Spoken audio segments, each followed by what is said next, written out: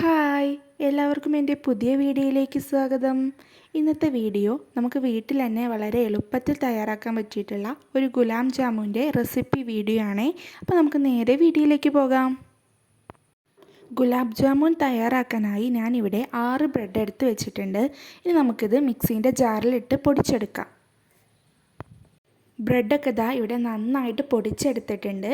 ഇനി നമുക്കിതിലേക്ക് 1 സ്പൂണ് കടലപ്പൊടി ചേർക്കാം. ഇനി ആവശ്യത്തിന് പാൽ കൂടി ഒഴിച്ചിട്ട് നമുക്കിതൊന്ന് കുഴച്ചെടുക്കാം. ഇപ്പോൾ ഞാൻ ഇവിടെ ഇതിനെ കുഴച്ചെടുത്തിട്ടുണ്ട്. ഇനി നമുക്കിത് ചെറിയ ബോൾസാക്കി ഉരുട്ടിയെടുക്കാം. ഇനി നമുക്ക് വെളിച്ചെണ്ണ ഒഴിച്ച് ഈ ബോൾസൊക്കെ ഒന്ന് ഫ്രൈ ചെയ്തെടുക്കാം. ഒരു ലൈറ്റ് ബ്രൗൺ കളർ ആകുന്നത് വരെ നമുക്കൊന്ന് ഫ്രൈ ചെയ്യാം. ശേഷം നമുക്ക് കോരി മാറ്റാം. ഇനി നമുക്ക് ഷുഗർ സിറപ്പ് തയ്യാറാക്കാം.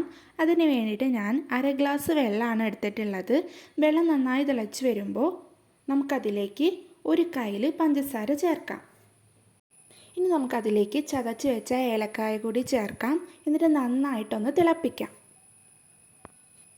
ഇപ്പം നമ്മുടെ ഷുഗർ സിറപ്പ് ഇവിടെ തയ്യാറായിട്ടുണ്ട്. ഇനി നമുക്കിതിലേക്ക് ഫ്രൈ ചെയ്ത് വെച്ച ബോൾസ് കൂടി ഇട്ട് കൊടുക്കാം.